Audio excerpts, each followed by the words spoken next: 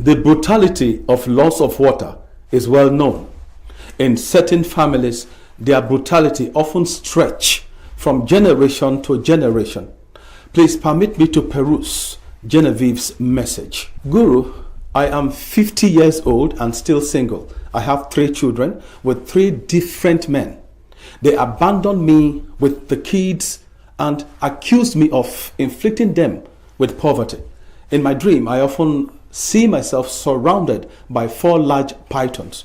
Quite a number of prophets have told me that I am destined to worship the mammon in my life. I cannot imagine myself worshiping a water deity. I want to serve the living God. Right now, I beg to feed and cater for myself and my children.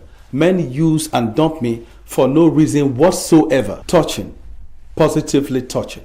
Genevieve, we have been told ignorance of the law is no excuse. Let me put it in another way. Someone cannot use their lack of knowledge of what their ancestors did in the past with water spirits as an excuse to exonerate themselves from the karmic consequences of what their ancestors did. The moment you are born into this world through a family, you must inherit the lingering water spirit problems in that family. It is your manner of approach that will determine whether your inherited water spirit problem will intensify or subside. Sadly, the manner of approach of most people always intensify their inherited water spirit problems. I wish to call to mind what God said after He created us in His own image and likeness. Genesis 1 verse 26. Then God said, "Let us make man in our image, according to our likeness. Let them have dominion over the fish of the sea, over the birds of the air, and over the cattle, over all the earth, and over every creeping thing that creeps on the earth." Quite revealing. Human beings should have dominion over creatures residing in the sea, air, earth, etc. What does dominion mean biblically?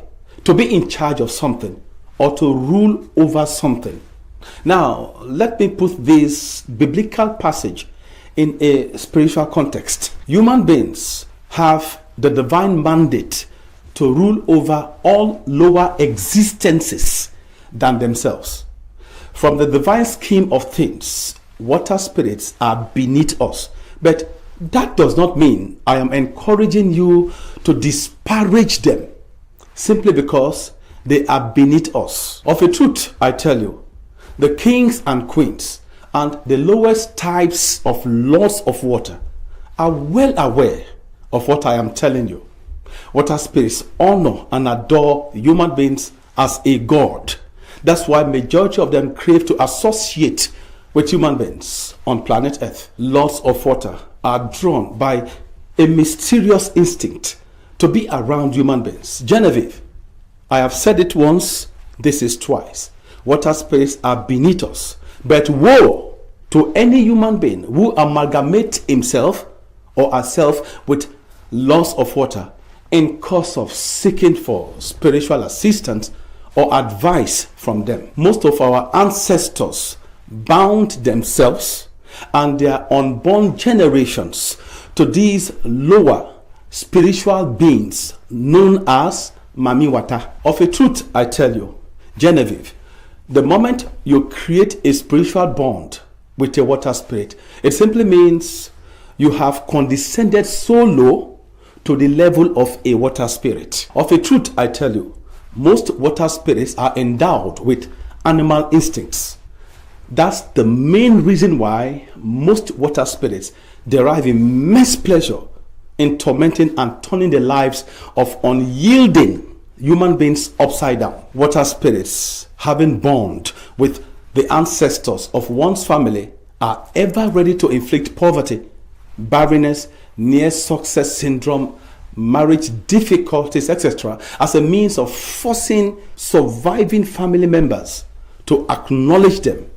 I sternly want people not to repeat the blunders of their ancestors who unwittingly surrendered themselves to water spirits who are beneath us. The moment you bind yourself to a water spirit. You cannot turn the clock back.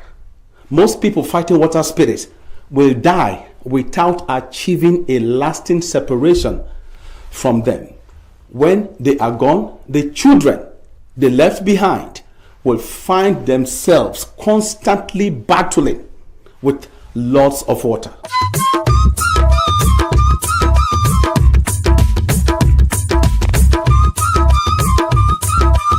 Anna, you're right. I have been following up your teachings for many years. I am aware of the existence of compound water spirits. From your teachings, I have realized water spirits are attracted to certain types of people. Guru, which set of water spirits torment people the most?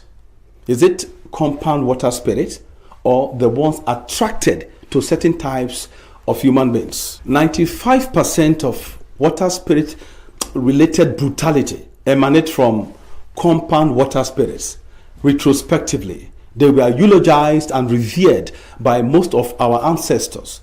Compound water spirits want surviving family members to follow the footsteps of their ancestors and pay obeisance to them. Brutal and malicious water spirits in certain families can easily get hold of recalcitrant surviving family members and traumatize them ceaselessly until they pay obeisance to them.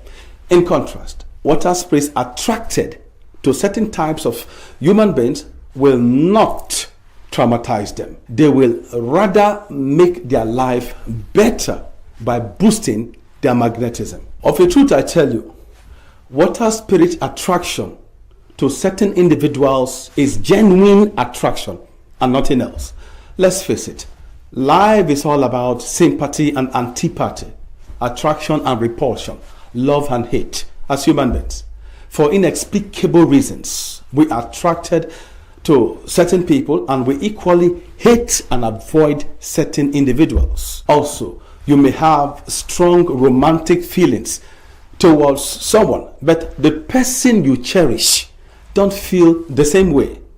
The moment you fully understand that life is all about attraction and repulsion, you may begin to understand how water spirits are drawn to like-minded human beings. You will begin to understand why persons of peculiar temperaments are uniquely attractive to water spirits. At the same time, you will equally come to the realization that on their own, water spirits completely avoid human beings whose natures are antagonistic to their own.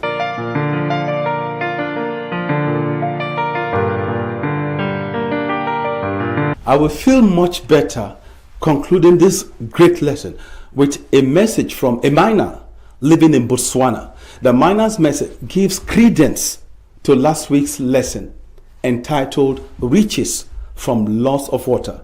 Permit me to peruse the message. Guru, I don't have excessive desire for riches. I am always contented with what I have. I am a miner and I keep wondering why I always stumble upon buried treasures and intuitively locate precious stones in distant places. Today, I am experiencing enormous financial success from buried treasures of the earth. Extraordinary. Extraordinary.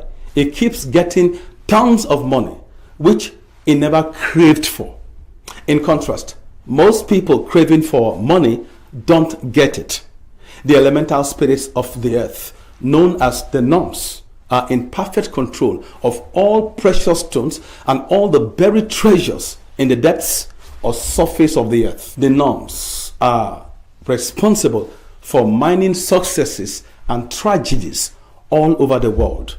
Of a truth, I tell you, the Botswana miner was favored by the gnomes because of the peculiar mineral quality in his organism. Remember, he said he is contented with what he has. He does not place high value on money and he does not have excessive desire for riches.